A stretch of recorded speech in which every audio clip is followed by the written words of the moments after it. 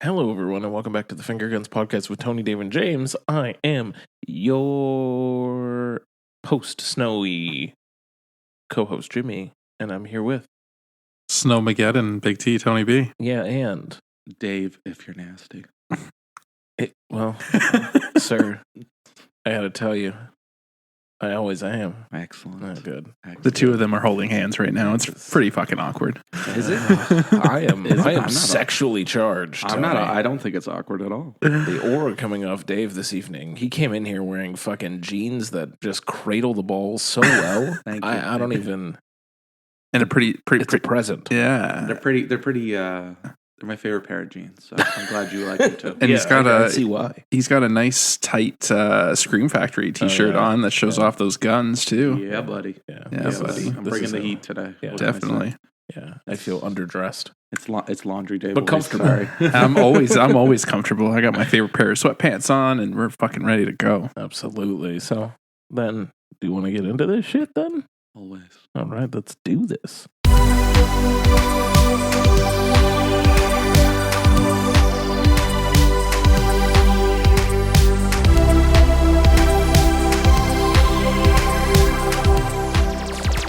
So, I'm going to do kind of a regular episode. You want to do some best man worst? Yeah, but as usual, before we do that, I just want to plug the wonderful interview that Tony and I did with Oh, yes. the Funky Bunch from Universal Language that went up last Absolutely. week. That film's in limited release right now in Canada. It was Canada's entry to Best International Feature at the Oscars. And it got robbed. And it got robbed. It's in Canada's top 10, which I think just wrapped up at TIFF. But it's definitely playing in limited release. It's very good. It's very layered. Tony saw it at TIFF, and then he saw it again, and you liked it better the second time, right? I liked it better the second time. There's a lot more, like you hit the nail on the head. Like there's a lot of layers to it, and you got to really be on board for the absurdism, because it is very strange and very out there. But it's out of the box, and you know I love out of the box movies. Although I did like when you said that in the interview, and she was like, "So you didn't like it the first time?"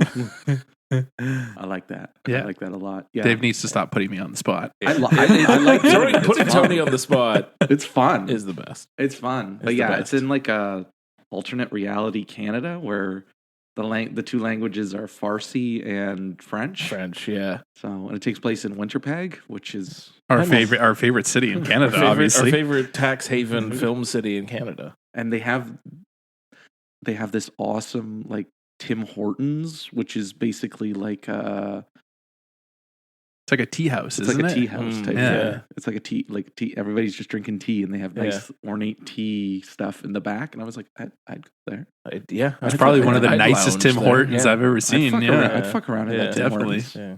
But yeah, it's definitely worth watching. It's like Tony said, it's out there, so don't expect normal. Yeah. Well, this is coming from the director who gave us 20th Century, and if you've seen 20th Century, that movie is fucking gonzo. Yeah. So This guy's a kooky artist. Yeah, I respect it, but he's a kooky artist. He's not for everybody, but it's definitely worth your time. And I enjoyed speaking to the gang who created the film. I know Tony did as well. So Absolutely. Wrote, directed, starred in. Like, it was all Yeah, of them. they did everything. they did It was everything. kinda Did great. everything. Yeah. They did everything. That's why I just called them the Funky Bunch. and Funky like Bunch, yeah. the one guy was actually like the Matt and what was the other? It was Peruse, yeah. Peruse. They made the signs, like they even did some of the set deck, and like yeah. I found that really interesting. It was just such an awesome conversation. Real go-getters. Real go-getters, real like they're loyal to their craft and they believe in what they're doing, and you see that shine. Awesome. Yeah. Yeah, well done, guys. Cheers. Thank you for continuing to hold on the interview fort. I Absolutely. appreciate it every time. Oh yes. So, with that out of the way, do you want to do a best man worst now? I do. Okay. I Absolutely. do. Who wants to lead us off? You want me to hit it? Yeah. Why don't you hit it, Dave? All right. So we had the privilege of watching Blue Velvet again with James the Oh, first man. time, and I don't think James was the same after watching that one, but he most certainly was not the same after we watched John Waters' Pink Flamingos, which I am picking for my best because it is fucking wild and unlike anything you will probably ever experience in your life. It was wild. And like, it's funny. It's super fucking gross. Like I forgot how, like I knew it was gross. I like the money shot in the movie is Divine, a drag queen. Yeah. Who's like the king of the drag queens. Queen. Fine. The queen of the drag queens. Yes. Queen of the drag. He eats a piece of dog shit. Yeah. And that's the money shot of the movie. Yeah. That's the right before credits. That's that's the curtain closer. That's the curtain closer. But I remembered that. Yeah. But there was so much more I forgot. Oh man, the level of depravity that I witnessed watching that movie was absolutely like it. Just when you're like, oh man, like this is wild. This is some of the wildest shit. It just continually doubles down on that idea. Right. Everything that you see is the wildest shit you've ever seen. But just completely just keeps one upping itself. Yeah. Like it's definitely one of his like I'm trying to compare it to some of his other movies, and like some of his other movies, like they go places, but like this one is like they go places. Yeah. And then there's like 7 layers of shit, and then they go even further beyond literal shit. Literal shit. Gaping assholes. Surf and Bird came on. Yeah. On my Bird is the word. Yeah, I can't listen to that song anymore. Nope. I just said came on my iPod. Yeah. I was like, oh. Yeah, some depraved things happen to 2 unfortunate chickens. Yeah. Oh God, yeah. It's I forgot a lot of the stuff that happened in it, and it's a lot. It mentally scars you to the point that you think you've forgotten, and then you watch it again, and it all just reopens. Yeah, just reopens the wound. It just reopens. Now, I mean, you two both took a nice nap through this last viewing. Dave a little bit less so, but Tony took a nap. Yeah, no, definitely the last, I would say, like 20 minutes or so. I was out like a light. Yeah. Which and then I rewatched it again, and I was like, I'm glad I fell asleep. Yeah. I sat there. And we were under we were under the influence. I think John would forgive us for it. Yeah. I left right after, but mainly because I needed to go home and take a shower. Like, I felt gross. Yeah. After finishing that movie, and just wanted to be in my own bed. But it is one of a kind, and it's very much like everybody's committed to the bit, and it looks great. Yeah. And like it is really funny. Yeah. It's just really fucking gross and gonzo funny. It's fucked up, man. Yeah. And like God help me the day if Quinny and Eloise become film buffs, that they decide to go peruse my collection and be like, Dad, why do you own Pink Flamingos on Criterion Blu-ray? Dave, there's many things in that collection. And why is it besides Sallow and Antichrist? Yeah, there's many things in your collection that would warrant that phrase. But what I will say on it too is like, because I was at the Academy Museum last year and there was a full John Waters exhibit, it helped enhance the things that I saw in that exhibit as well. Like it really like brought things together. Definitely it's not depraved. It was as sanitized as Pink Flamingos can get, because you can't show the rest of that on there. But they had like a model of the trailer and everything else, and it was very cool. Was the dog shit there? No, no, Dave, no, it was not. But it was very cool to see like some of the like behind the scenes things and some of the props and things. So now I can piece everything together and go, oh, I get it now. I see, I get it. Yeah, and you popped your John Waters chair. I did. That was He'd be very baby's proud. First John Waters. He'd be very That was your first John Waters movie? It was. What a fucking movie to start. I think that's the only way to start with John Waters. It's true. You just got to dive in feet first. Otherwise, what the fuck are you doing? Yeah. That's true. Yeah. It is I think you should I think your next one should be Multiple Maniac. All right. Yeah. That's the Easter one. Oh, good. So we'll do that for Easter. Perfect. Absolutely. Excellent.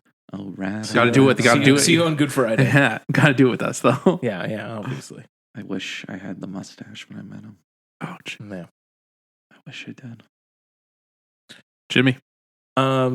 Well, you kind of mentioned it, and it was kind of what I was going to talk about, but I am still thinking about Blue Velvet. Do it. That's why I didn't want to talk about it. I was hoping that would be the one. Yeah. As we discovered after I had to dig through my collection a little bit, not my first or second David Lynch. We thought Eraserhead, which we also watched, was. It was not. That was the most...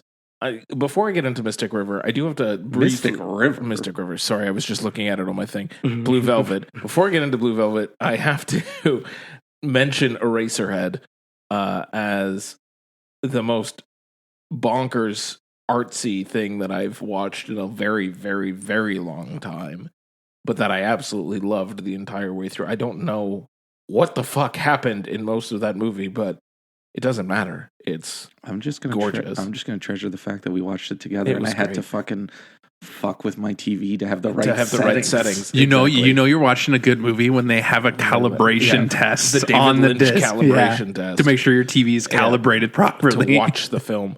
But anyway, so then moving on to Blue Velvet, which I think when we started, I was like, wow, this feels tonally completely different than Eraserhead was, and I think you had said, and it's like, oh, this is probably his most accessible film. It most certainly is. I can't disagree with that because it's, structurally there as a film. It's less trying to fuck with the form and factor of film. And you don't really know where that movie's going to go. And it just keeps going there. And it's about the journey, man. It really is. Really is. It really is about the entire journey. And also that Pabst Blue Ribbon scene is far too short-lived. I want it just continuously on a loop. It should have been 6 minutes on a loop. Pabst Blue Ribbon. It's excellent. He is fucking certifiably off the chain and unhinged in so many different ways. And the entire ending is absolutely fucking nuts. It was his comeback movie. Yeah. Because he was on so many drugs for so long, and nobody wanted to take a chance on him, and then they brought him in for that. And he wasn't on drugs? I don't know. I don't think he was. I think he was sober at that point. What was he was he was inhaling fucking oxygen. I think it was his idea to have the oxygen. I think it was something different before. I think it was his idea to do the oxygen. Wild. Makes sense. I don't know. That movie just kind of blew me away. And to back to back that with Pink Flamingos was also a fucking certified choice. But I am very happy to have added that to my David Lynch watch list of things. It had been sort of circling my radar for a long, long time. And I'm glad to have done it. And you know what? For those who haven't really jumped into David Lynch, and especially since his passing, I think more people have been kind of thinking about him a bit. Throw on Blue Velvet. Now's the time. Now is the time. No time like the present. And maybe afterwards Mulholland Drive, and then maybe afterwards Eraserhead. But okay, the final thing before I throw it over to you, Tony. It's something that I've noticed with all 3 David Lynch films that I've watched. I thought it's 4. What was the 4th? Dune. Actually, even with Dune, this works. All 4 David Lynch films that I've watched, the entire time, Dune a little bit less so because I know the story that it's based on. So that one's even probably more conventional in a way. It's Dune, but if you know Dune, then you're pretty on board. If you don't know Dune, you're fucked up. But I'm gonna exclude Dune from this. I'm gonna talk about Eraserhead, Blue Velvet, and Mulholland Drive. All 3 of those films, while I was watching it, I continually was asking myself, what the fuck am I actually watching? What the fuck is happening? And the moment it ends, I'm like, that was probably one of the best things I've ever seen. The entire time, I'm like, the fuck is this? What the fuck is this? And by the time it ends, I'm like, nope, that was probably one of the best things I've ever seen. And I cannot explain that experience. It gets better every time I watch it. It's nuts. Specifically Blue Velvet, because I had never seen Eraserhead before I watched it with you guys, and I'm going to need some time before I watch Eraserhead again. Yeah, for sure. But even still, when we finished it, I was just like, fuck, that was incredible. But during the entire thing, I'm like, I don't know what the fuck is happening. This is fucking certifiably insane shit in front of my eyes.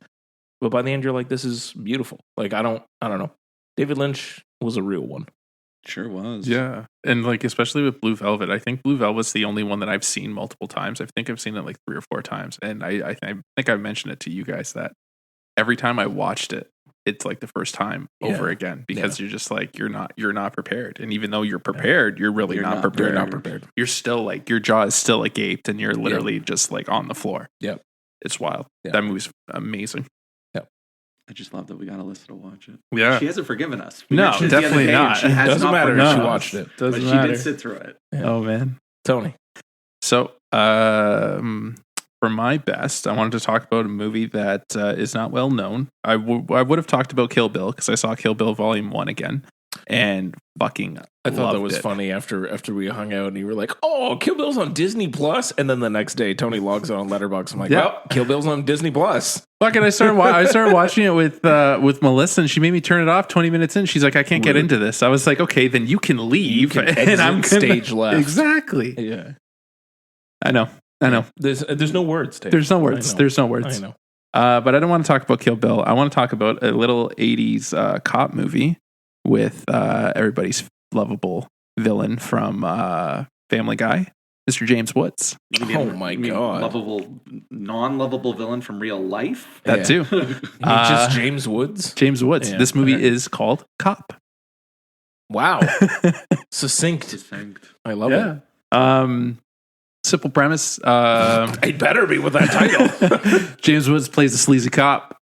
He's on the trail of it. And then That's it. say no more. There you go. Imagine that. Sleazy cop. He's on the trail of a serial killer. He's hunting him down. The serial killer. Then the hunted becomes the hunted. The hunter becomes the hunted. Gotcha. And then, hilarity ensues. Wow. Yeah. This movie is pretty great. I really enjoyed it. It was exactly what I wanted. A little film noir. James Woods is as sleazy as he gets. Just chewing. Which is hard to believe because he's basically sleazy in every single role. Exactly. He's just like he wakes up sleep. He has to like take a shower to get some of the sleaze off from the night before. But he's also like sort of like charming and like kind of gorgeous too. Sure. Because it's like 80s James Woods, right? So like that flow, right? He's got the charm, he's got the wit, a little bit of a thinner face, and it has one of the best mic drop moments. I'm gonna ruin it for you guys. I'm not gonna give any context. I'm just gonna ruin it. Do it. It's at the end, final standoff. Not gonna say things. And he's just like, so I got some good news and I got some bad news. And he's like, okay. And he's like, the good news is yeah, I am a cop. But the bad news is I'm suspended and I don't give a fuck. And he shoots him repeatedly with a shotgun. Credits. That's some sleaze is what that is. That's long live the new Flash, baby. Long live the new Flash. I haven't thought about James Woods in a while, but I'm actually now surprised that James Woods wasn't in Megalopolis. I feel like every sleazy person was. So yeah. Anyway, missed opportunity. Cop. I saw it. It was one of those 1 a.m. scraping, looking at what's on Prime. Prime's got some like nice 80s classics. This one's actually on Kino Lorber, if I'm not too mistaken. Ooh. Are you looking to buy it? Who knows? Oh, boy. There's a nice sale. Oh, boy. But it was simple. It was a cop movie from the 80s. You've seen one, you've seen them all. Yeah. The script was written on a mountain of cocaine. Yeah, pretty much. And that was Cop. Nice. Dave? My Matt is going to be this small indie film that's coming out this week. It's very little is known about it. I'm sure you guys don't even know what this movie is.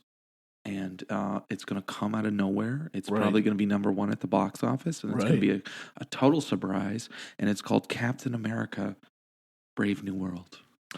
Yeah, small independent drama. Yeah, I get it. I don't think I've heard of that one. Yeah, espionage. A lot of espionage. Espionage. Espionage. Oh, I bet. Giancarlo Esposito. He has a role in it, right? He does. Yeah. They paid Harrison Ford enough money to go in that too, right? He's actually the best part of that movie. Oh.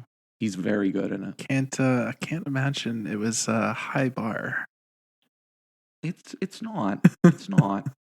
I mean, it's ending up in mass, so that's kind of boding slightly well for it. It's I was talking about Harrison Ford's performance, not the movie. Sorry, got you. Yeah. I would only say it's in meh because I don't think it's awful. Okay. But we've also watched a lot of shit so far this year. The mountain of shit that we've seen so far, when you're just watching Captain America, you're like, this is fine. Yeah, on a scale of 1 to flight risk. Yeah.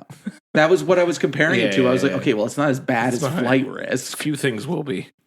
But it's very much, if you've heard anything about this movie, they had to reshoot a lot of it. Yeah. And like maybe in the moment you don't realize it, but afterwards you're like, oh, yeah, that didn't really fit with this and that didn't fit with that. And that person, that's a bummer. Straight up feels like they got pasted in. Your boy Giancarlo Esposito feels like he got pasted into the movie. They shot him on a green screen later on. No, I mean like he's not really part of it. I see. Like you could cut him out. Like it's clear that they put him in after the fact. Damn. And it's fine. Like Anthony Mackie is fine. Like he's a great actor as a supporting actor. And as a lead, he's not as good, but the movie doesn't do him any favors. Oh. That's unfortunate. Because it keeps playing, like it's playing up Harrison Ford and it's playing up Thunderbolt Ross. Yeah. And kind of how they're shocked that he got into becoming the president of the United States despite his anti-Hulk agenda. Sure. Which, cool. Cool. But it's just,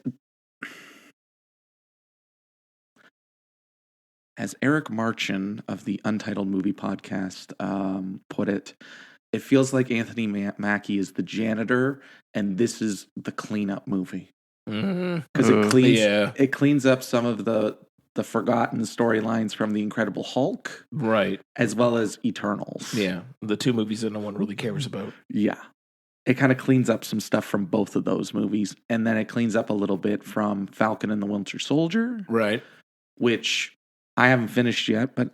Again, you didn't finish it? I got up to like the last episode. It's fine. It's fine. It's not that great. It's fine. Sebastian Stan makes it a lot better than Secret Invasion. Let me tell you. Oh my gosh, that was the last straw of Marvel shows for. Actually, no, Loki was, but it was a downward trend. I didn't mind Loki. I didn't either, but like it was then when I was like, no, I'm not. Because I think right after that was.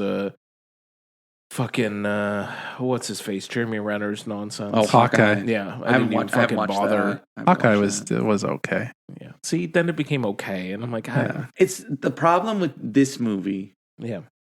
And the problem with Marvel in general now is it's just okay. They've diluted the brand to the point that nobody really cares. And this feels very much like here's them putting the ball in the air for where this is going.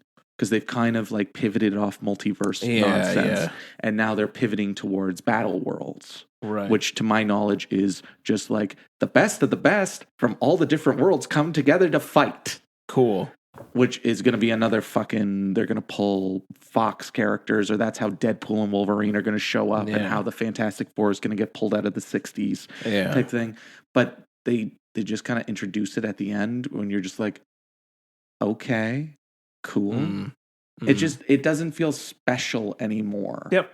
It doesn't feel super anymore. There's nothing. It's not even that it's not original anymore. It's just like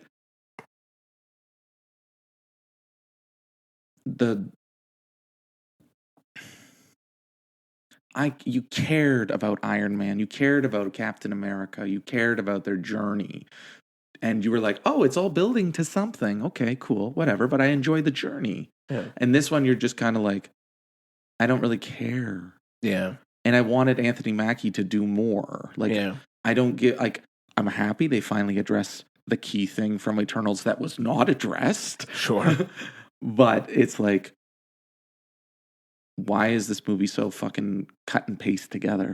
Yeah. Like, it's fine for what it is. And the action scenes are decent. Like the CGI is not horrific. Yeah. Some of the fucking green screening is bad, but the fight scenes are fine. Yeah. Like without spoiling it too much, the big Red Hulk stuff is right at the end. Yeah, well, you have to wait till the end. Wait till the end, baby. I mean, you kind of figured it would be. Look where it is also in the trailer. Yeah, it's at the end. And they're like leading up to it the whole way. And I was like, it would have been a lot more clever if we didn't know it was coming. Yeah. But like Harrison Ford is solid. Harrison Ford's always solid, but he's solid in this movie. And he does a very good job kind of doing better than fucking shithead William Hurt. Sure. And you get to see him with the mustache, which is awesome. Yeah.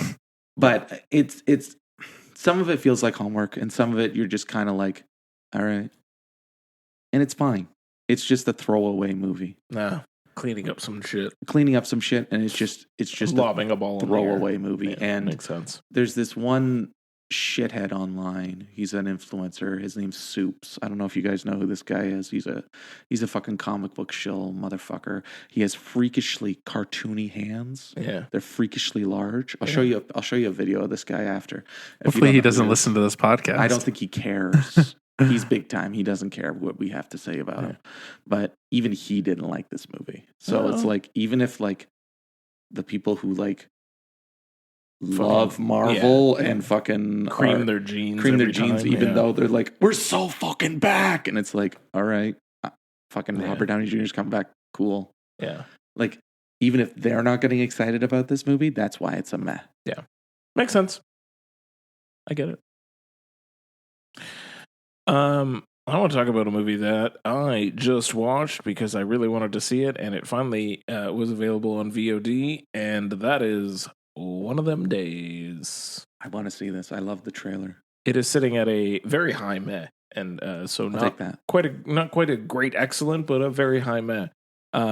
It stars Keke Palmer and SZA. I just learned who that was yesterday because I also watched the movie. Cat Williams is also in it. He's the best part of the movie. Cat Williams. Lil Way Howery is in it as well. I also love Little Rel. Lil Rel Howery, sorry. It's produced by Issa Rae, directed by Lawrence Lamont. Yeah, it's got some good names behind it, and I fucking had a blast. I don't know about Tony, but like I literally sat there with a large smile on my face and was laughing throughout it. Like it was a adult-oriented comedy that just kept delivering good laughs all the way through. It didn't really have any pacing issues. It had the only thing I could say is it's not very original in a lot of ways. It is, two best friends going through an entire day together, and hilarity ensues. And of course, you're going to have your big second act, like friends get into a big fight and have a falling out thing, because that's what this movie is. You know exactly what it's going to happen. You know it's coming.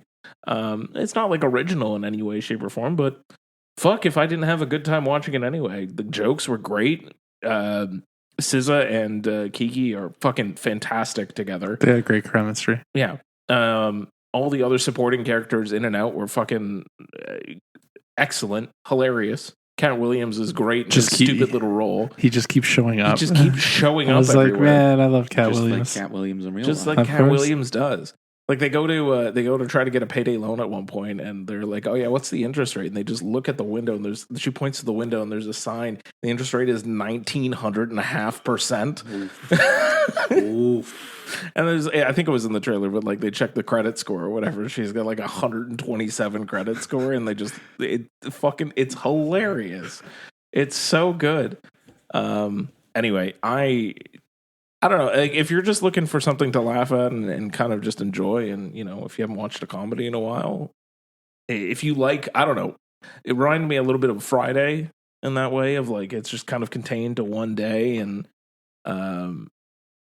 original Friday and not next Friday. Yeah, original Friday. And not Friday after next? And not Friday after next. No, we're talking original Friday. All right. I don't know. I have as good a time watching Friday as I do watching keep One knocking of my Them Days. Fucking mic over. And problems over there, damn it. Yeah. And like the timeline of MacGuffin and countdown that they set up with like them getting evicted is great. It works really well. So overall, I'm on board anytime you mention the word MacGuffin. Yeah, it's a good MacGuffin. Did you like it? I thought it was like peaks and valleys. Sure. Some of the jokes landed for me, other jokes didn't. Yeah. When you say it's like Friday, that's a great comparison. Yeah. It's amusing. It's a throwaway. Yeah. Take your brain out. Just laugh at stupidity because there's so much. It looks silly. It's so silly, and there's so much stupidity, and like the part at the blood bank, like I was dying. Oh my god! I really like that. Good. Yeah, but yeah, I thought it was pretty well done. Yeah. All right, so I'll watch it this weekend. Please do. Please do. Absolutely. So we're on me? Yeah, we're on you, buddy. So for meh, this is going to be on theme considering where we are on the calendar. For my meh, I am going back to 2000. I want to say 2000 or 2001. It is a horror movie called Valentine. Oh, boy. How appropriate for our Valentine's Day episode. Apropos. Absolutely. I unabashedly love this movie. This movie is dog shit, but it is so good. It's one of those so bad it's good. It stars Katherine Heigl, Denise Richards, David Boreanaz. It's like peak hot David Boreanaz. You know, Melissa looked me in the eyes and said David Boreanaz was not a good actor. I was like, you do not speak ill of David Boreanaz. Like, what the fuck, man? Well, he's not a good actor, a good looking actor. You do not speak ill of David Boreanaz. Ill of David Boreanaz. The Buffy fans will obliterate you. Will they? I don't know. They're geriatric now. Yeah, well, Buffy's coming back, so Gen X needs a win. Chloe Zhao. Yeah, Gen X needs a win. Definitely. This movie, the acting, the story, all dog shit. The motivation for the killer is absolutely warranted. Like, you know what? Like, they fucking deserved it. And the kills are entertaining. I like. I'm gonna ruin it. James, I know you're never gonna watch it. Dave, you've seen it, and it's like 24. It's 24 years old, so it's really fine. your fault at this point. Going to be upset. No one for cares. spoiling Valentine. So Denise Richards' character, the kid's at a dance, and he's asking her and all the kids like if they want to dance with him, and they're all saying, "Ew, you're disgusting" and everything. Sure. Denise Richards' character is like, "I'd rather be boiled alive than dance with you." And it just so happens that she dies in a hot tub. Nice. So that's very poetic. Nice. There's another scene because the killer's wearing a Cupid mask, and he's just they're referred to as Cupid. There's a bow and arrow scene where he kills somebody with a bow and arrow. Naturally. And yeah, it's just a good time. The ending doesn't make a lick of sense. I'm still a little confused by it. I'm sure I'm just overthinking it. You most certainly are. Yeah, probably. There's like a nosebleed thing because the kid has like a nosebleeding like issue. It gets old really quickly. Sure. But other than that, Valentine, it's on brand. You want to watch a movie on Valentine's Day? Watch a cheesy fucking horror movie. Fair enough. And yeah, Valentine, love it. Good slasher. Are you still upset that I have your copy? Yeah, I'm pretty pissed off with that. VHS? No, it's on. It's Scream Factory Blu-ray. Oh my God. Scream Factory Special Edition. God. Yeah. I borrowed it from him. I haven't watched it yet. Yeah, I'll watch it this weekend. Yeah, you motherfucker. Oh, watch it tomorrow. Maybe I'll watch it tomorrow. Today. Whatever. Maybe I will. Good. Maybe I will. Good. And you can return it back to Tony so we can watch it again. All right. Yeah. Follow it up with My Beloved Valentine. I have that on Steelbook. I do. Oh, I do too. That's lovely. Yeah. Scream Factory as well. But I do not have My Bloody Valentine 3D. You can just. I don't think you need it. I don't think you need it. Maybe you do. Yeah. That's true. Maybe we don't know. We don't know. Maybe we should watch it and find forever. out. So hit us with your worst, Dave. Yeah. The recent live action remake of The Little Mermaid. You finally saw that. I finally watched because Eloise was homesick this week and I needed to put something on. Sure. And I wanted to watch something that was girly. Sure. And I picked that one because I've never seen it. Sure. And I realized why I've never seen it. Is it because it's trash? It's because it's trash. Yeah. It's so bad. Yeah. I mean, let's start off with The Little Mermaid as a Disney movie in general is not the strongest Disney movie out there. It has great songs and it's fat. It's some of the there's some questionable morals. Yeah. And Ursula is a top tier villain. Yeah. Also inspired by Divine, who we were just talking about. Amazing. But yeah, this one, it's just,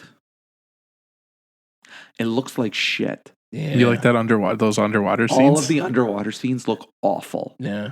Like when it's just like a focus on them and they're not moving really, it looks okay. Yeah. But anytime they make even the slightest movement, it looks horrific. Oh no. It looks so bad. And I don't know what they did to my boy Sebastian. Yeah. But I was just like, when Under the Sea came on, I was just sitting there like Don Corleone over fucking over Sunny, and just be like, "How about they massacred my boy?" Yeah. What's his face from Blind Spotting is Sebastian, isn't he? Yeah, David Diggs. Yeah. Like he's fine. Yeah, he's fine. It's just the look of him. Yeah, is awful. Not so fine. And I noticed this with the Lion King remake as well. With Just Can't Wait to Be King. That scene in the animated version is so vibrant and it's colorful, and there's just so much going on in the frame. Yeah. And it's so exciting. And then when they make it into live action, it just looks like shit. Yeah. Yeah. It's like you could it's all very muted, muted, and it's not bright and vibrant. And it's like, with what we can do with CGI now, why, like, I don't want to say we should just cut and paste and like blindly remake movies shot for shot like they're doing with the How to Train Your Dragon movie remake. But why couldn't you make it look more like that? Yeah, or at least stop having this rule where you have to ground things so heavily in realism that you lose kind of the fun and thematic fun of the song. You lose the fantastical about the whole animated thing. Yeah. And I don't know if you guys remember Under the Sea, the lyrics. The last half of the song, he's like talking about the different fish and the instruments they're playing. Yeah. And he does it again here, but for one thing, he doesn't show those fish, and they're not playing instruments. Of course. Because it's too real. They can't and I play was like, instruments. What the hell? I don't know. Like, what's even the point of having that in there? What's Just the point change the lyrics. They have changed some of the lyrics, because I know Kiss the Girl is a little less... gross? Gross. It's a little more like, maybe you should. Yeah. Maybe you should. It would be nice. Yeah. You guys are really vibing. Maybe you should. As opposed to, you need to kiss her. Kiss her, damn it. Kiss her. Yeah. Don't even ask for consent. Yeah. Like, they changed the lyrics for that. And it's like, why wouldn't you change the lyrics on Under the Sea then if you're not going to have the visuals to go with them? That said, the second half, when she has legs and she's walking around on land, is a lot better than the first half. Like, the first half, I guess I watched it in two separate pieces. Sure. And it was basically where she got legs. Yeah. And that first half, I was just like, this is fucking awful. I hate everything about this. Yeah. This is so bad. And I'm not even like a fucking purist. Like, whatever, fine. I like The Little Mermaid. I used to watch it as a kid a lot. But, you know, Aladdin was my jam. And I was fine with your Guy Ritchie's Aladdin. I thought that was fine. This one, I was like, fuck this movie. And then she gets on land, and they have an actual chemistry. They're good together. And that's where most of the extensions are. Yeah. And it's fun. It's better. And then it goes back to the sea, and it's just like, oh, that's like shit. And we're again. back. Yeah. What did you think of Melissa McCarthy was Ursula, wasn't she? Yeah, her accent kind of goes in and out that she's pulling off, but she's good. Yeah. She's a great actress when she wants to be. Of course. When she's not just doing fat jokes. Yeah. Or being like obnoxious. I just remember. Like, she is a terrific actress when she's putting in the work. Of course. And she's good in this. Yeah. And she is a good Ursula. It's just like her accent goes in and out, which is strange. Mm-hmm. And then there's a rap scene in the middle of the movie between Sebastian and what's the seagull's name? Scuttle. Yeah. And Scuttle is Aquafina. Oh, right, of course. Great. And for some reason, Scuttle can talk underwater, which of is course. I didn't strange. understand that either. Strange. But they're like riffing and rapping, and I was like, this feels. Did Lin-Manuel Miranda do the lyrics to this movie? And sure enough, the movie, like, original songs by Lin-Manuel Miranda. I was like, imagine that. Imagine that. It went back to that well again. Imagine that. Because it's such a bad fucking song. It's like a bad, like, rap battle thing. And I was like, this feels a little too Hamilton. Oh, it's because Lin-Manuel Miranda did it. Yeah. Either way, this movie's 2 years old, and it's bad. Fair enough. It's one of those movies where you're like, where I know that people hated it because they're racist and they hated the fact that she's black. Yeah. That's not even the cool. whatever. She has a nice voice during that means part nothing. When during part of your during part of your world. Yeah. She had a great voice. She sang the heart out of it. She's good with the guy who plays Prince Eric.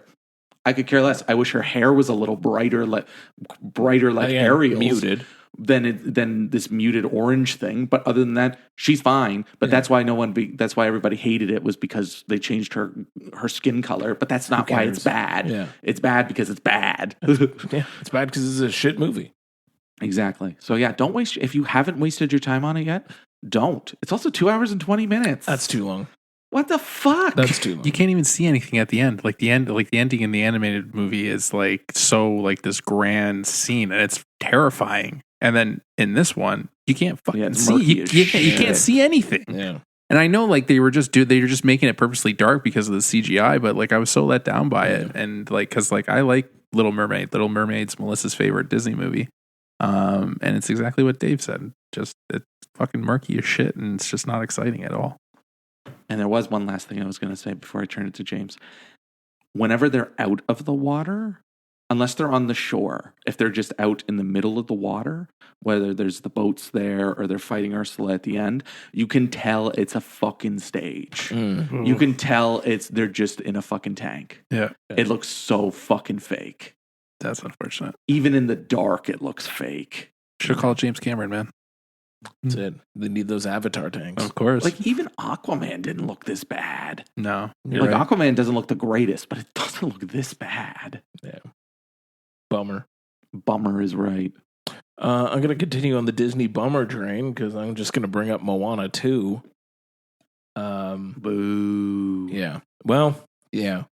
I want to continue it because why not? I mean, Moana was great. It's a very fun animated Disney movie. I've seen it so many times in pieces in the last little bit because Quentin and Eloise love Moana. Which fair. Good music. Moana 2 by Lin-Manuel Miranda. Yes. Moana 2, no. Not so good. No, not so good. Not even the music? No. Not done by Lin-Manuel Miranda. No. Chuck it in the bin. Chuck it in the bin. It really should have been. There should have been a direct to fucking DVD release. Well, it was supposed to be a series. It was supposed to be a series. And then they stitched it together. Okay, you're gonna say it. Yeah. It should have been a direct to DVD release, not a series, not this stitched together fucking monstrosity that it became, which, oh boy, you can tell too. There is fucking scenes with nobody in it. It's just Moana because it's cheap to animate that way when you're doing a TV show. When you're doing a movie, you have the extra budget. You can put people in the background. There's literally a scene where, that there should be people around Moana, but when it cuts to a close-up of Moana, there's no one around her. We lifted this directly out of the TV show. You can also pick out where an episode should end throughout it because it feels episodic as you continually move through these events. And it's not cohesive. It jumps at points where you're just like, oh, all right, I guess we're fucking here now. And it just yada yadas over whatever it wants to in order to kind of get to the ending. But at one point, I don't know, the ending felt rushed to me. It was just like, and okay, and this. And then they didn't even, I don't know, some sort of mild spoiler. But anyway, Moana ends up with a tattoo at the end, akin to Maui. And it just, it's just there. They don't explain it. Also, actually, it's a little more akin to Furiosa, really. A little bit. Also, there is she has a small sister in this, a very tiny little sis that she calls her.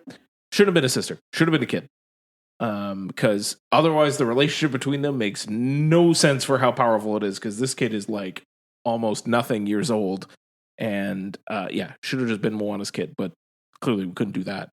Moana has to stay pure and virginal for the... Well, they kind of hint that she kind of... I like the first one, that she doesn't have a romance and that she's not romantic with Maui, that they're perfectly platonic. That's fine. And then this one, they kind of introduce two characters that are kind of romantic love interests. Yeah. I'm just... All that's playing in my head right now is this movie made $1 billion. This movie made $1 billion.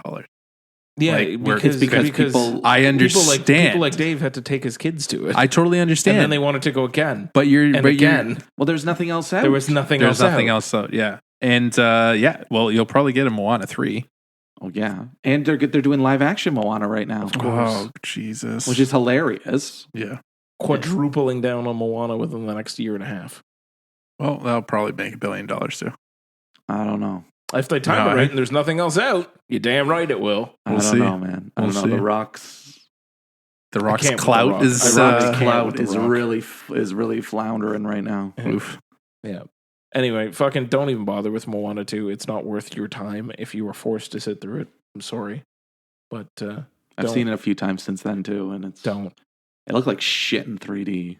I can't even imagine. Oh yeah, you saw it in the theater. I had to see it in 3D, and it was shit. Yeah. Brutal. I don't watch movies in 3D for a reason. This is why. It looks like shit. Yeah. Tony, bring us home, buddy. So I'm stepping off the Disney train, but still keeping on the movies that are dog shit. Yep. This time I got a little film called Police Academy 4: Citizens on Patrol. Wow. Yeah. You went that far into the Police Academy franchise? Dude, I'm a completionist. Which one's Mission to Moscow? That's 7. 7? Yeah, that's 7. Tony, so I'm assuming we'll get 5, 6, and 7 will all be in the worst category? Probably. Yeah, all right. This movie was shit. Imagine that. Who thought? It's Steve Guttenberg's last one, and like he's barely in the movie. Mahoney, right? Yeah, Mahoney. But all your favorites are there. Tackleberry, Hightower, Jones is there too. Sharon Stone's in it because why the fuck not? David Spade is in it because why the fuck not? That random lead actor who is the lead in Fast Times at Ridgemont High is in it. No. The guy who works at the movie theater.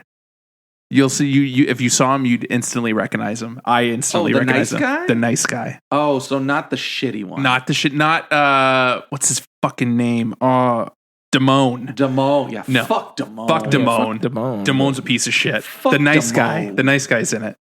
Him and David Spade are like skaters or some shit like that. I cheered when I saw David Spade on screen. He's such a little kid. But the movie is dog shit. These Police Academy movies, definitely in the age that we are in, they do not hit the same feels like they would do in the 80s. Yeah, right. Not. Definitely not. Like I still love Police Academy 1, and I think Police Academy 3 was another good one. I think those two for sure. But this one, not great. It sucked. Mad cocks and dicks.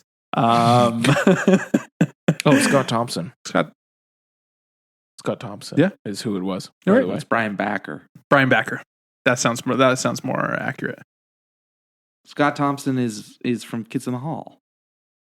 Scott Thompson is in Police Academy 4. I believe you. Yeah. All right. Who he's talking about is Brian Backer. Oh, okay. Yeah. Bobcat's in this movie? Bobcat, yeah, he's in it. Bobcat's in most of them, actually. I love Bobcat. He's the villain in the second one, and then he becomes one of them. One of the cops, that is. Yeah. Bobcat. Yeah. Got it. Yeah. There's this the other guy.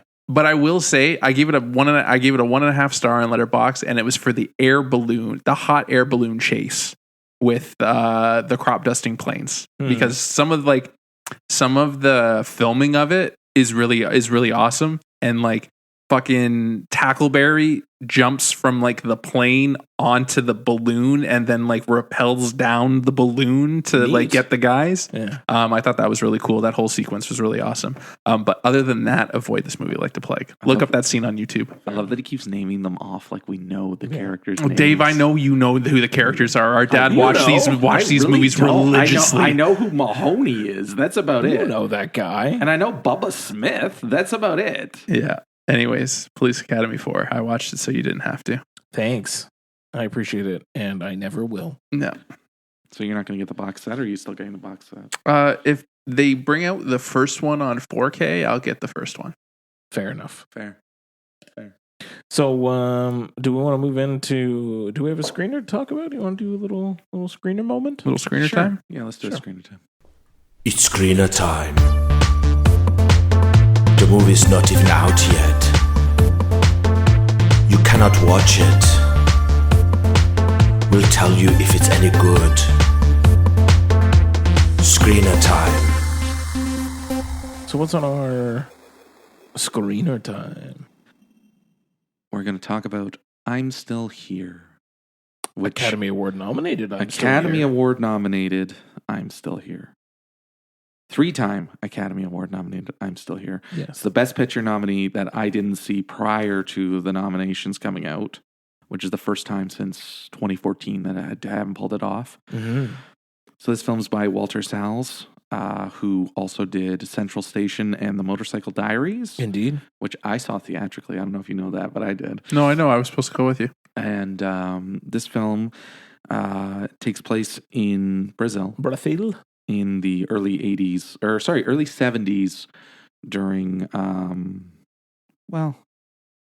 it wasn't a good time in Rio de Janeiro in the 1970s. You know, akin to kind of what was happening in the States too, of, you know, communism bad, Cold War things. If you were even associated or affiliated with a communist party, you were an enemy of the state and a terrorist and against the sort of government that was in power at the time. So a family of how many fucking kids do they have? 5. 4 or 5. There was at least 4 or 5, yeah. They live in a beachside house in Rio. Yes. And it's all happy-go-lucky and things are great, but you know that something's wrong because the military keeps driving by and there's people following them every so often. And eventually the patriarch of the family is he's taken in for questioning. Yeah. And then he doesn't return. And the mother is then taken in for questioning. And daughter. And then they are returned, the mother eventually. And then they try to find out what happened to the father. And this is based on a true story. Yeah. So I'll go from there. Sure. I didn't know this as a story. Like, I didn't know the true story. Obviously, I knew something horrible was coming. Yeah. I thought the stuff in the prison would go longer, so I was surprised by how short it was. It felt, at least. But this movie's 2 hours and 15 minutes, and I feel like it could have been a little longer, because I feel like there are certain elements of the film that are missing. So if you know this story, it won't feel missing, because you already know, you can already put together the pieces. Yeah. But if you don't know the story, then there's certain things that you're kind of like, why isn't that there? Because the whole point of the movie is that she doesn't give up. She wants to know what happened to the husband, whether he's dead or not. She wants to know what happened to him. And she kind of persevered. They had to lose the house. They had to like move on because they don't know where he is and they don't know how to get him back. And she's going to fight for the rest of her life to kind of find out the truth. But that part's not there. I completely agree. Completely agree. And it cuts, like, I don't really feel this is spoiling it or anything, but it cuts to 2 different times. It cuts between 3 different times. It jumps twice. Yeah. And the one jump is to them receiving the death certificate for the husband. Correct. And knowing he's dead. Yeah. Getting the official government acknowledging that he's dead. Yeah. Because they've been working towards finding out their entire lives what happened to him. Yeah. And it's a big triumphant moment in the movie, but I don't feel it was earned. Agreed. If you don't know the story, it's not earned. No. Like, she is terrific in this movie. Don't get me wrong. Like, Fernanda. I like Fernanda Torres is incredible. She is so good. The scene where she comes home after being imprisoned and she gets in the shower and she's just scrubbing herself clean, and it goes for a while and she's just scrubbing so violently. Yeah. And it's like all you're hearing is the shower and the scrubbing, but it's done so well. And you can see it in her face, how great or how powerful this moment is, where she's trying to keep it together and she's just scrubbing herself. Yeah. And she's keeping it together for the kids because she doesn't know what the fuck's happening and she wants to know. And it's masterful. Yeah. But it's just like, story-wise, I just feel like there is stuff missing here that would really push this movie up for me if it was there. Even if it was just like a scene, a montage, something. It just felt, when they cut to that scene, I was like, well, where is this bit? Yeah. That I'm supposed to know about this incredible woman and her trials and tribulations and what she went through. This bit isn't there. Yeah. Yep. I think for the most part, like it spends all it's correctly paced for the entire time that it spends in the 70s. It feels right. You're following along this journey, this story, this path, and you're like, wow, this is very good. Fernanda's incredible. The entire setup, the entire pull into jail and everything, and then and it's so good for that because it's just like that slight tension because you know something's coming, but the family, it's just such a nice family, and they're all and you feel for all of them. You love them all. And for the most part, for the majority, until there is a moment where the movie switches perspective for the majority of the time in the 70s, you're spent really from the kid's perspective, and which makes sense because it's from the kid's biography. Correct. Yes. But the reason of it too is to kind of give you that sense of, because the kids were so isolated from whatever their father was doing or accused of doing or whatever, it doesn't matter. So to them, from that angle, it was a completely idyllic family. And then when he gets taken, it shifts perspectives, and now you're with Fernanda, and you're following her journey. And then right after that, the movie just kind of yada yadas itself to the end. Like it feels very it felt very, I don't know, it rushed. It's itself. Almost like it's like an extended, the way I felt it was like an extended epilogue. Yeah. Because the movie like grinds to a screeching halt once they do the time jump. And that's when it started to bother me because it's just like, we're jumping forward in time. And then it jumps again. And it's just like, okay, like, did you really have to jump twice? And that second jump is like way later. Like she is like 90 something by It's her mom. In real life, it's her mom. Yeah. But who was nominated for an Oscar all those years ago, like 25 years ago for Central Station. Yeah, which great, but at the same time, it totally fucks with the movie. Of course, it's like you almost don't even need the second time jump. Yeah. It becomes, I don't know, to me, it doesn't stick the landing in a satisfying way either, and it just sort of becomes one of the weaker entries, I think, in like the Best Picture noms as well. It's fun. It's a great performance. I love Fernanda's performance, but as a movie and holistically, it doesn't work for me, especially once you get past that. And I think you hit it right on the head. It's too short to its own detriment. It's 2 hours and 15 minutes, and that's not enough for what it's trying to do because it focused too much on one time period and just kind of didn't do enough with her post. Even if it ended activism work. Even if it ended without showing the activism, I think I still would have liked it more. Probably. It tried to have its cake and eat it too. I think I would have liked it more if it just didn't. If we didn't have to see what came next. If it was literally like we're keeping it, we're going to keep it together. We're going to keep on going. We're going to figure it out type thing. If that's where it ended, I think I would have liked it more. Yep. Because to Tony's point, I do think it kind of falters where it jumps. Yep. Yeah. Because it starts to peter out. You're in it. Like you're with this family, everything's all happy-go-lucky. You're on this journey with them, and then the dad is taken, and then that happens, and then the whole extended bit in the prison is fucking intense because you're just like, holy shit, what the hell is about to happen? And then it just kind of like, and then she gets home, and then there's that amazing moment in the shower because you didn't mention it, but she's trying to keep herself together, but at the same time, like she's trying to keep it together for the kids, and then she goes into the bathroom, and then that bathroom is when she starts to fall apart, and the kid's watching it. She's watching her mother fall apart when she's starting to realize, okay, shit, something's wrong. And it's a powerful moment. And then it's followed up with them in the ice cream shop after that. Exactly, right? So you have all these good moments, and then you do the time jump, and it's just like you're taken right out of it. You're taken right out of it. And it's just and then it just kind of like peters out after that because you're still on this journey. But like to Dave's point, those moments aren't earned. No. Like you need to have a little bit of work. Like you got to see what they're doing. You can't just jump forward in time and be like, oh yeah, she's been fighting this entire time. No, you need to show us that. Yeah.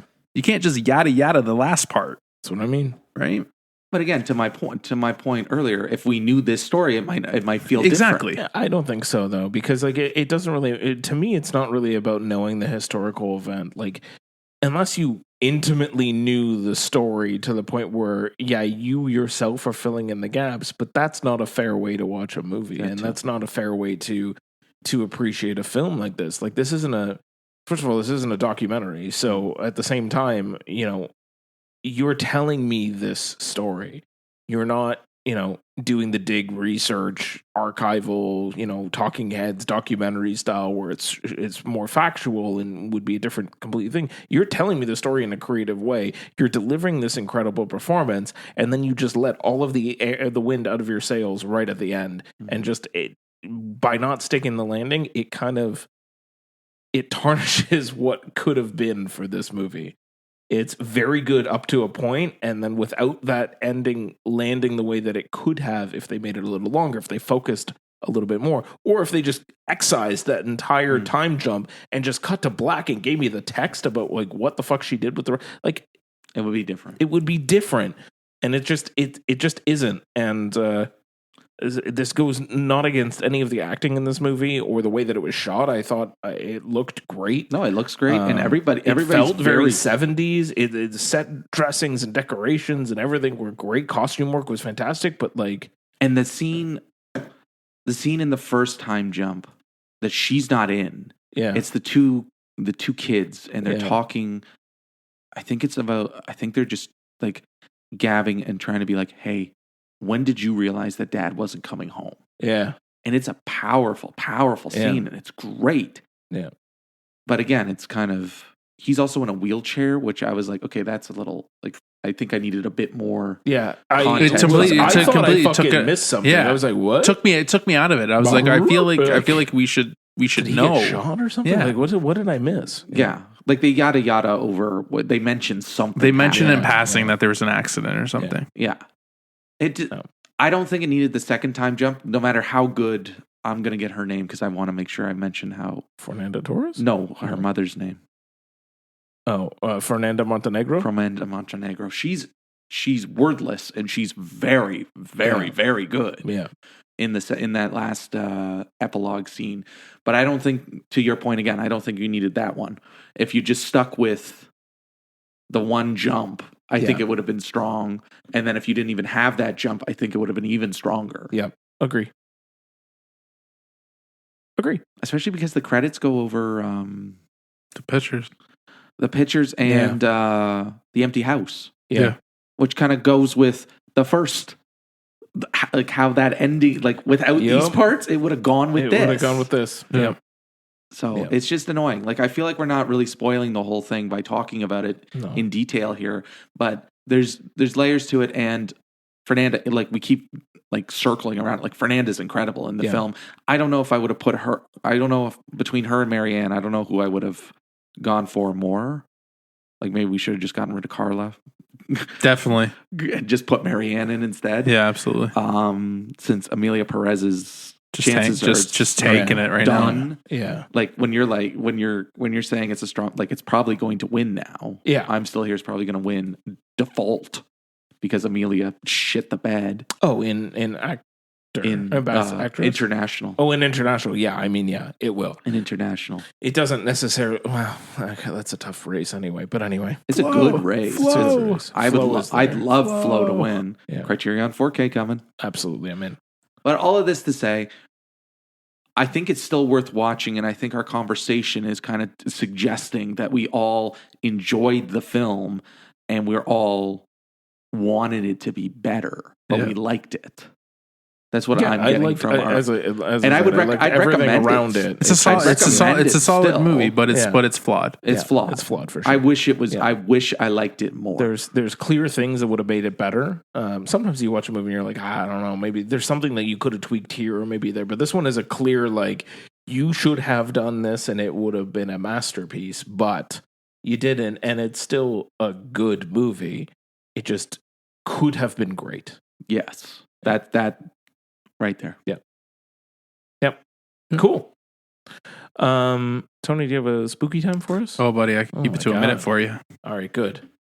Evil lurking deep inside, its darkness knows no limit. So listen closely if you dare. This is the Shudder Minute.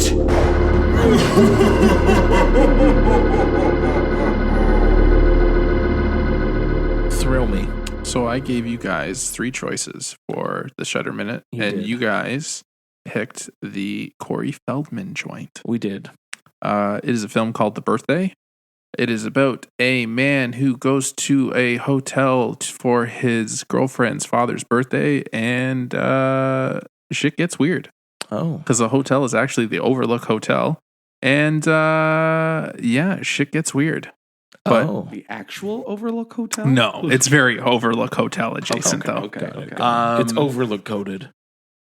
Oh. As the kids would say. And Corey Feldman's putting on his best Bronx accent. Sure. A lot of people on Letterboxd are comparing it to Al Pacino. It is nowhere near Al Pacino, so just take that out of your head.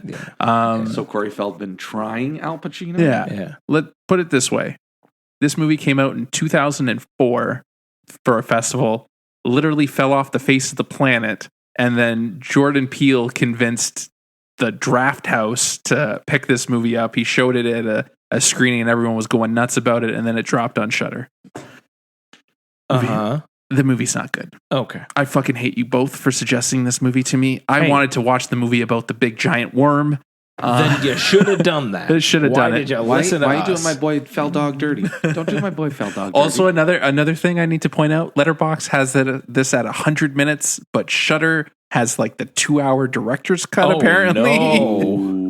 Oh, no. Honestly, my biggest gripe with the movie is it just takes too long to fucking get going. And once it gets going, you don't really fucking know what's happening. And it's just so fucking weird. And by then you don't care? And by then you don't care. Then it just hits, and then there's a little subplot with like cults and like the apocalypse like Invasion of the Body Snatchers comes up. Society comes up. But not in a wet way. In a very low budget, like very muted way. Then don't even try. Yeah. I watched this so you don't have to. Jordan Peele, I do not know what you fucking see in this movie.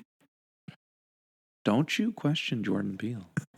He's going to. I'm going to. He needs an answer. You know what, Jordan Peele, if you're listening, can you just give me an answer, Tony? Just tell me what you saw in this movie, man. Motherfucker, he would school you. He probably would. You'd give up watching movies for the rest of your life. You'd be like, it's done. That's it. It's over. I can't do it. If I can't understand this Corey Feldman movie, we'd come over to your house and you would be in the backyard with a barrel and you'd just be throwing your Blu-rays in it. Yeah, burning I don't them get all. it anymore. Anyways, There's no point. Yeah. Anyways, the birthday. I saw it so you didn't have to avoid it like the plague. Oh, thank you, Tony. I appreciate your I'm going to go home and watch fucking Deadly Spawns now. There we go. And then you could tell us about it next time. Absolutely. I think Letterboxd needs to add a feature in with like the alternate cuts. Yeah. Like even if it doesn't count as like a separate watch type thing, they should still like put it in because just put it in the details. Well, like IMDb does that, right? Where it's like when you see like the 20 versions of Blade Runner, they have the different like run times. Yeah, but it's not like you don't. I mean, if you're logging your movies type thing, but you're logging the director's cut. Type thing. Like, it should be like an off. I just label type them thing. I do too. Yeah. I do too. But it would also be annoying in this fact where Tony looked it up and it's 100 minutes, but it's actually a 2-hour fucking director's cut. Yeah, because it's kind of like to Blade Runner. Like there's 5 different versions of Blade Runner. You're gonna just keep logging it, but it's gonna be like, why is this guy watching Blade Runner so much as you're watching every single version? Yeah, no, but you don't have to.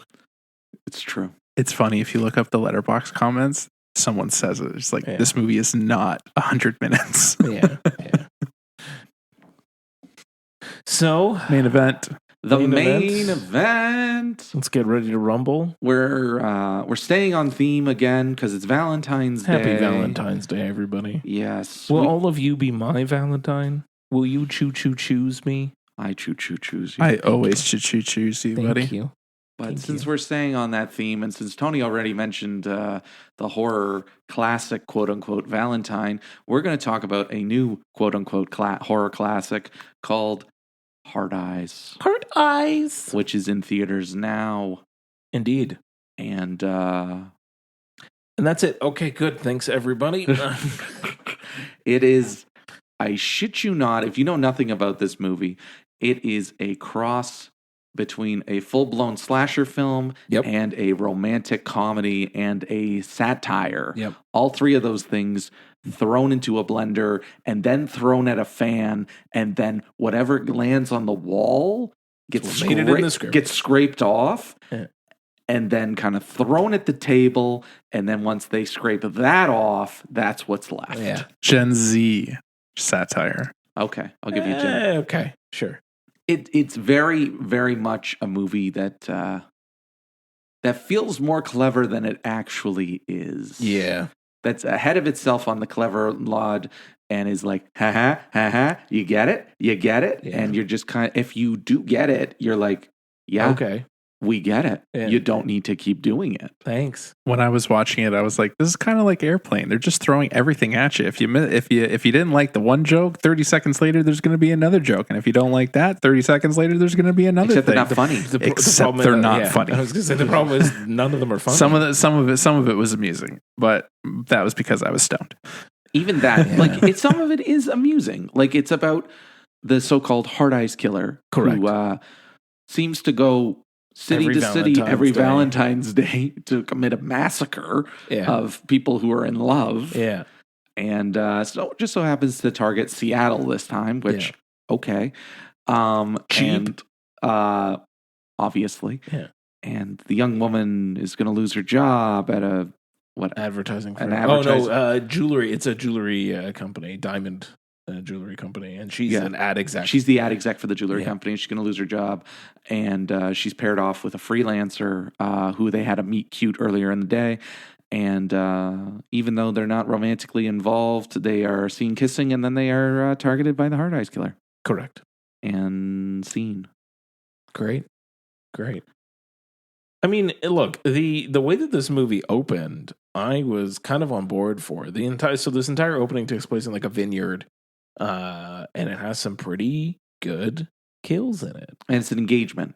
Yeah. It's a proposal with a very overbearing girlfriend who wanted it to be done a very, very specific way, to the point where she's even like mouthing some of the words that he's saying in. I his thought that proposal. part was good. Yeah, it's honestly, a good opening. It's a good opening. Did you laugh at the song that was playing? Yes. Yeah, I lost my mind. Fucking Lone Star starts playing. It's a good opening. It's a very strong opening for considering what this movie is. It is a very strong opening. Yeah, like even the thing in the juicer by the end of that opening is fucking horrific, but it's great. Like I liked how it started in a lot of ways. It just could not keep up. It couldn't cash the check that it presented me at the beginning of this movie.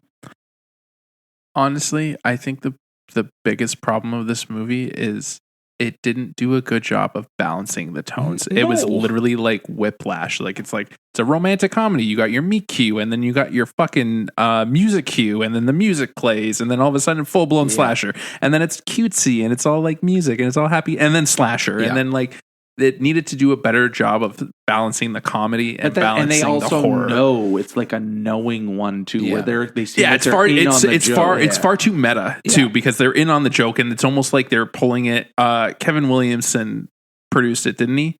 Or someone from Scream, because it was very it was very Scream like as I was watching it. The one writer is Christopher Landon, who did Happy Death Day. Okay, so then there you go. Like it's his style of writing. They're in on it, but it's not a clever way. It's like almost like you're beating Chris Landon. So it was Chris Landon. No Kevin Williamson. Chris Landon's a producer. No Kevin Williamson. Okay. So still Landon. Still Landon, because Landon does use tropes from Scream that were made famous with Scream. Yeah, of course. But that's what you're getting at, is that it's like Scream. Yeah. Where they're in on the joke. Exactly. And it's not, but like Scream did it great. Yeah. Right? And did it smart and clever. This one is just like, haha, remember Scream? We're going to do the same thing. Ish. I you know what? I think part of it, Scream focused on one genre to tackle and be meta with, which is the slasher genre and teen kind of high school slasher thing. Like, it was really hyper focused on one thing. This is trying to do that while also throwing a rom-com trying to like sideload and smush a rom-com into it. And the problem is, this is two genres. Slasher films require your characters to make very, very stupid choices. And so does a rom-com. Like, you make unrealistic choices in both of these. So when you throw it both together, you just get people that are just dumb as fucking doorposts. And unfortunately, the two leads, to me anyway, fucking almost no chemistry. That's fair. Had none of it. I was like, you can't try to shove a rom-com in there and give me two leads that look like they want nothing to do with each other. And I know that that's the comment that they're trying to make, but as it progressed, it was very much supposed to be like, oh, they are kind of falling for each other. But even by then, I was like, I don't believe that they are. I think they're just friendos. And like, even the fake out fucking ending that they do, where they try to do the full rom-com ending and then it just switches again. It kept pivoting. A fucking mess. It kept pivoting, and I think that that's the problem with this film is that the tone isn't there. It's one, and then that's the other. You could mix the idea of mixing a rom-com with a slasher. I like that idea, and I like the bones of these two people being thrown together and running, for their lives in this slasher. But they don't mesh well enough. Yeah. Because it seemed, to Tony's point earlier, they stop to be a rom-com, and then they stop to be a slasher. It's not like they don't feel like they're together. Yeah. Like the substance, you are one. Yeah. It doesn't feel like one. It feels like two separate scripts. It feels like this is the rom-com page. This is the horror page. This is the rom-com page. Alternate back and forth. Yeah. And they do my boy Devon Sawa dirty. Like, why so the fuck? dirty? What the hell? Also, I've said this to everybody who's seen the movie, and I mentioned it afterwards. That Hobbs and Shaw joke is so bad. I said what the fuck out loud in the theater. So unbelievably bad, and it's made even worse that it's Jordana Brewster. Yeah. What the hell? Breaks everything. Like, you're gonna fucking sit here and be like, remember the movie Hobbs and Shaw? And then not acknowledge the fact that you're talking to someone from the Fast and the Furious franchise that looks, even if you don't want to say that, you couldn't be like, you look like the spitting image of Mia. Like, no. That would have been the fucking better joke. That would have been the better joke. If you're going to mention that, then double down on it. Don't fucking put Jordana Brewster in here, make a fucking Fast and the Furious adjacent reference, and then not do anything with it. You just broke the universe. And there's a bunch of like red herrings, which I like the red herrings in horror movies where you're like, you think you know it and then you don't. But then it introduces a bunch of things that just don't do anything. Yeah. Yeah. There's just characters that are just there. And just what the fuck was the point of her ex-boyfriend? He has this scar on the side of his neck that they keep showing every so often. And I was like, oh, that'll come up at some point. Nope. It doesn't. Doesn't matter. They just and I think they underutilized, I know you guys might laugh at me, but they underutilized Sawa. I wanted Sawa to have more to do. And he was like, besides being a fucking bonehead detective, really didn't do anything. No, he's bad. He's not bad in the movie. He's just not used. He's not used. Yeah. And like the material that they give him is dog shit. Yeah. He's better than that. We know he's better than that. Yeah.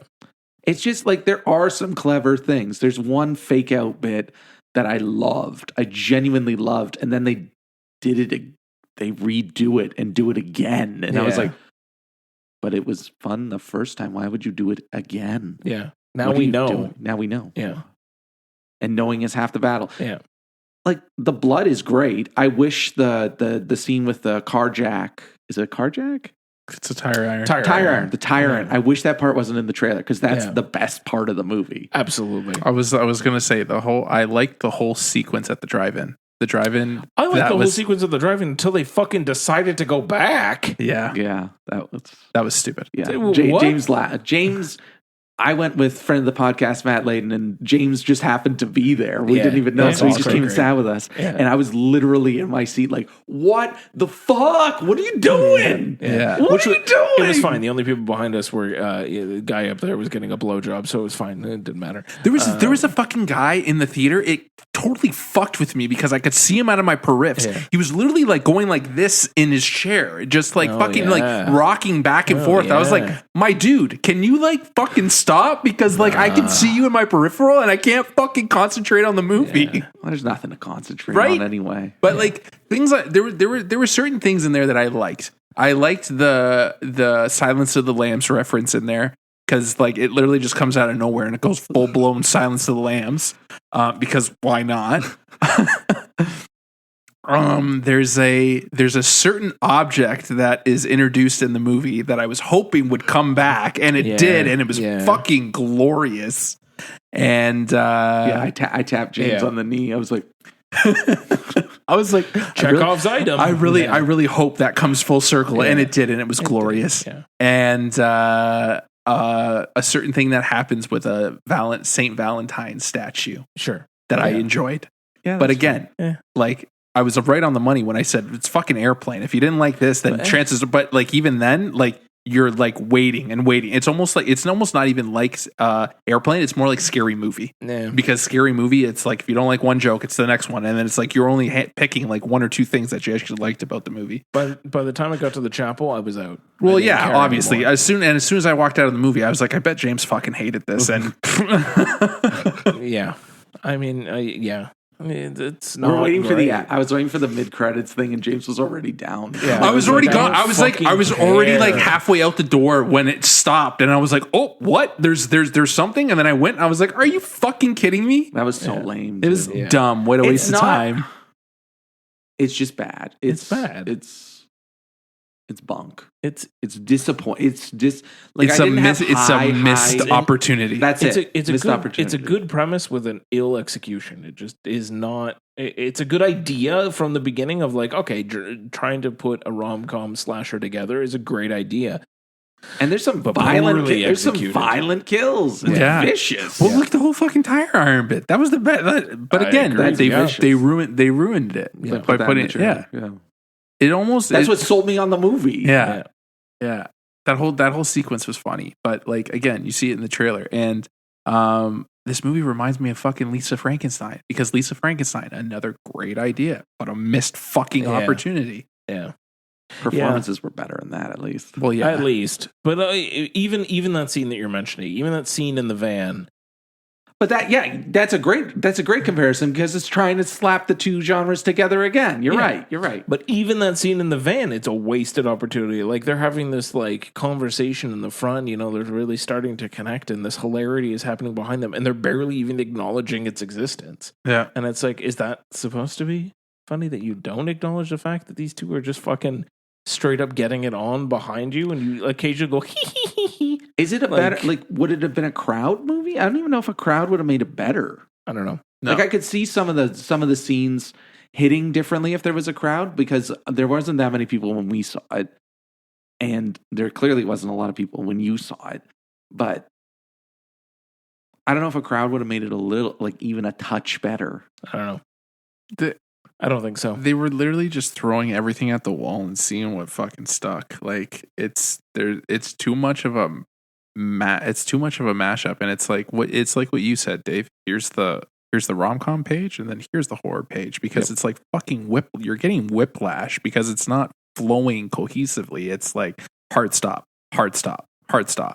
and it's just, it doesn't make for an enjoyable watch. I thought I would fall asleep because I saw it late on a Tuesday, and I was into it for a majority of it, but like I wasn't amused. Yeah. It was just a big missed opportunity.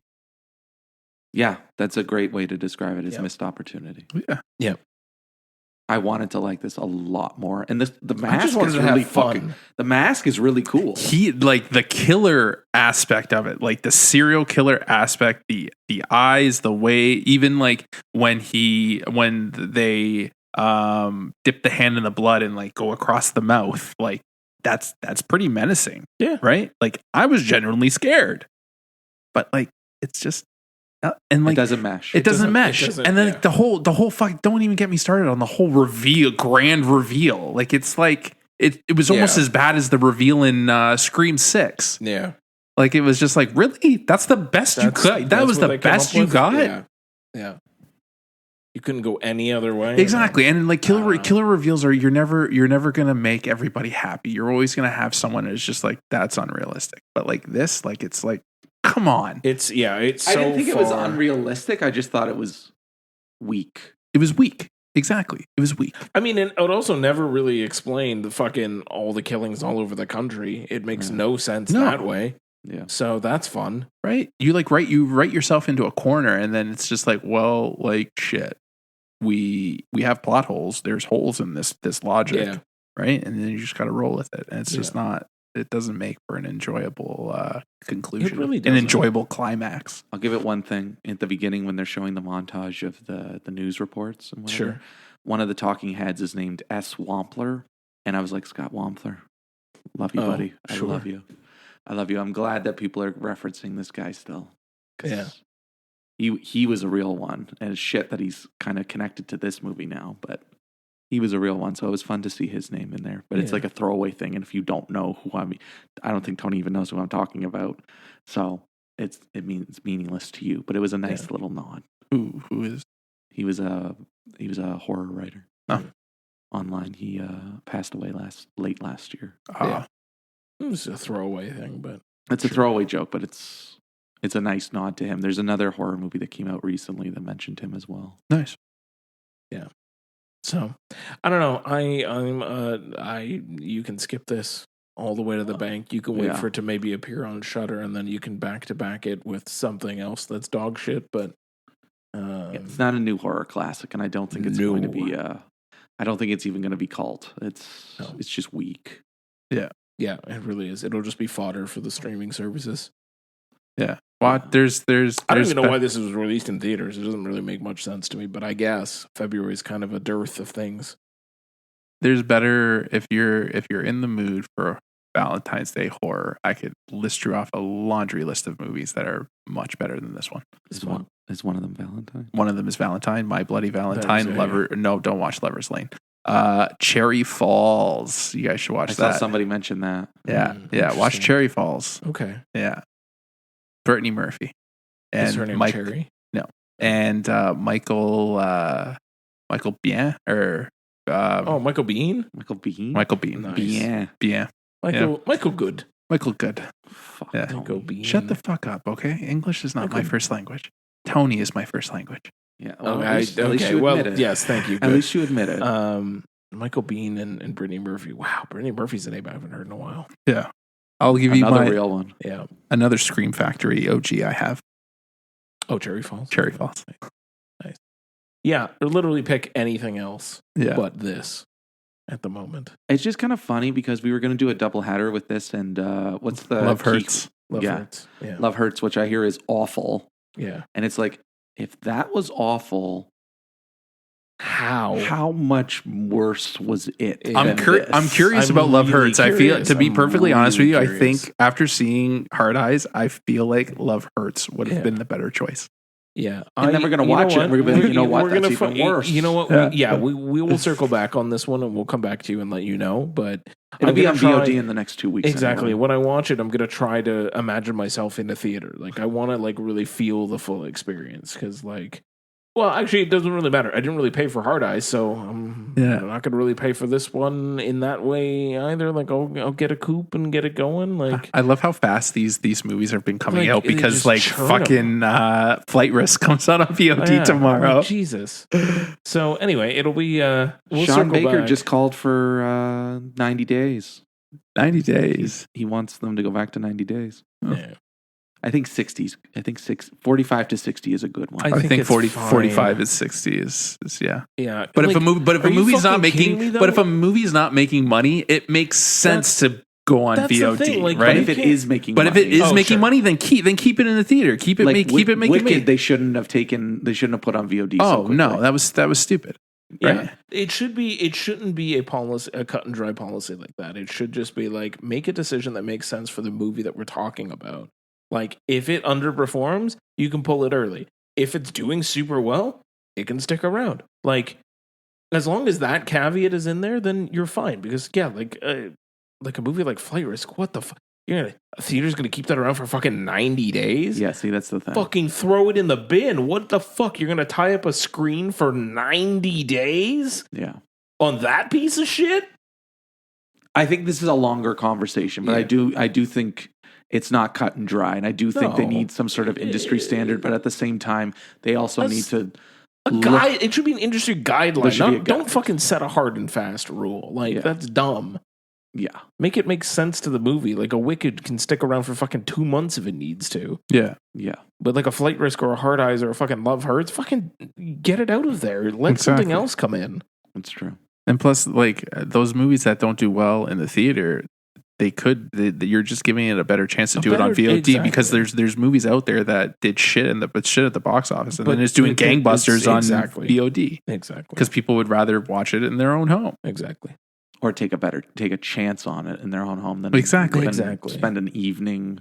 Yeah. Exactly. And it's very gatekeepy to be like, oh, this movie's here for 45 to 60 or 90 days. Like, but then what? All the other fucking movies can just go fuck themselves? Like, I think it was just more of like he was suggesting it should be a hard and fast rule 90 days. It shouldn't. Yeah, I agree. I think it should be. I think the hard and fast rule should be 45 and then extended. The standard should be 45 with options to either pull early or stay longer depending on how the movie is performing. You have a meeting with your theater producer, providers, whatever the fuck. You take a look at the analytics. You're fucking pumping in money.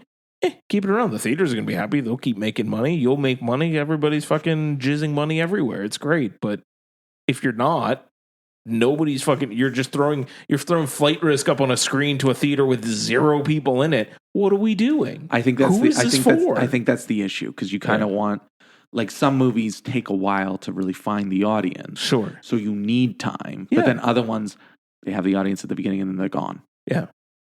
It's a flash in the pan. Yeah. So, anyway, Hard Eyes. No thanks. That's a no from me, dog. Yeah, I think it's a no from all of us, dog. Yeah, okay.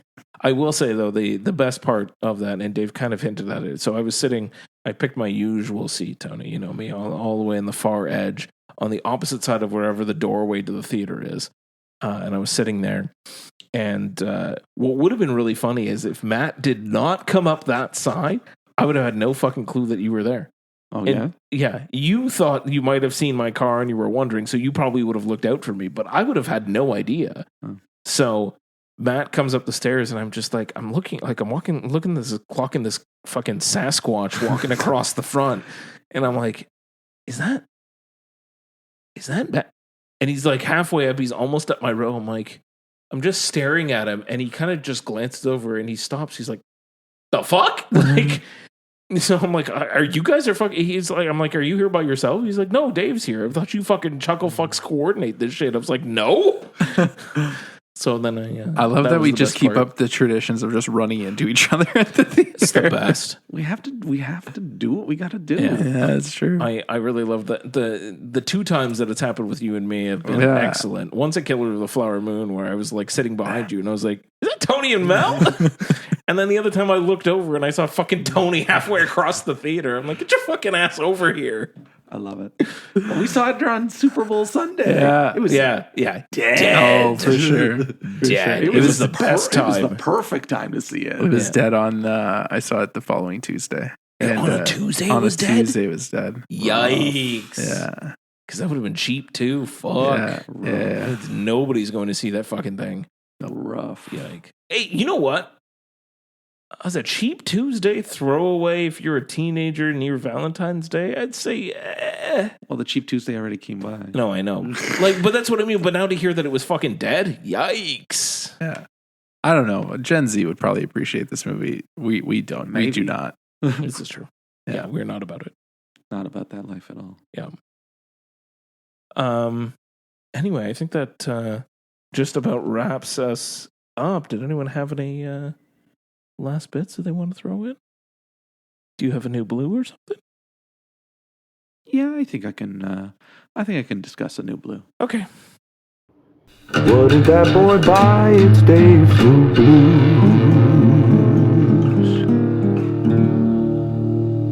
What do you got? So I have the now it's out of print, so it's kind of, if you want it, you have to go on eBay or find your own copy, but it's the limited edition Arrow 4K of Inglourious Bastards by Maestro Quentin Tarantino. Nice. So I know that they're bringing out just the discs, I believe, at the beginning of March. There's a 4K and then there's a Blu-ray with the features on it. The features are just your typical features, and it's a lot of stuff that has been available before. Yeah. So if you have a copy of Inglourious Bastards and you only want the feature, you probably already have all the features. Oh, okay. But if you want it, it looks good. It doesn't look the best, sure, but it looks good. and it sounds great. I haven't seen Inglourious Bastards in forever. Yeah.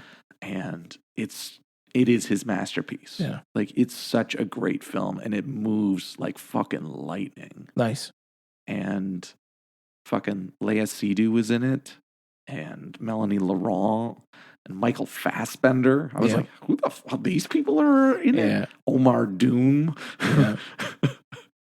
It's just wild when you're watching it, like, I didn't know these people were in the movie. And Christoph Waltz is so fucking good. Eli Roth's in it. And Eli Roth is the Bear Jew. Yes. I think Adam Sandler as the Bear Jew would have been amazing. Though. It would have been something. Yeah. That would have been something. But yes, Eli Roth is very good in it as well.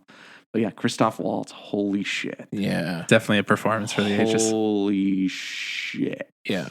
Yeah. Came out swinging in that thing. That's a bingo. That's a bingo.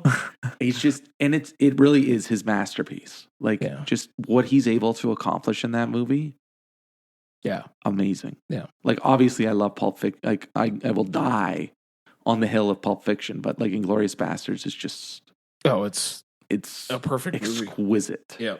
Exquisite. Oh, and fucking his name just came into my head. Daniel Bruhl. Yeah, Daniel Bruhl. Yeah. Daniel Bruhl. He's really good in it too. Yeah. And so I was talking about the limited edition. It comes with it's Tony's Happy Hand Job edition that he loves. Yeah. It has the art cards.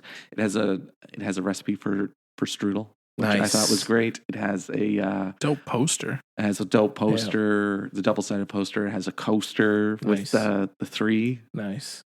And the booklet.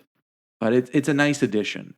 It's very nice, and it's definitely worth the money if you are able to find it. But if you are not, it's still a solid 4K to own in your collection. And again, if you're just looking for the features, you probably already have them. Nice. But if you want to upgrade your Tarantino collection, it's definitely worth a shot. Nice. Cool. Well, thanks for that super quick new blue. You are very welcome. I think that about does it for us here. We'll be back with you in regular scheduled programming in 2 weeks. Normal episode, and maybe a bonus one after that for the Oscars, because that'll be right around the corner too. Yes, sir. But until then, I'm still Jimmy, and I'm here with Big T Tony B. Yeah, and Dave, if you're nasty. Love it.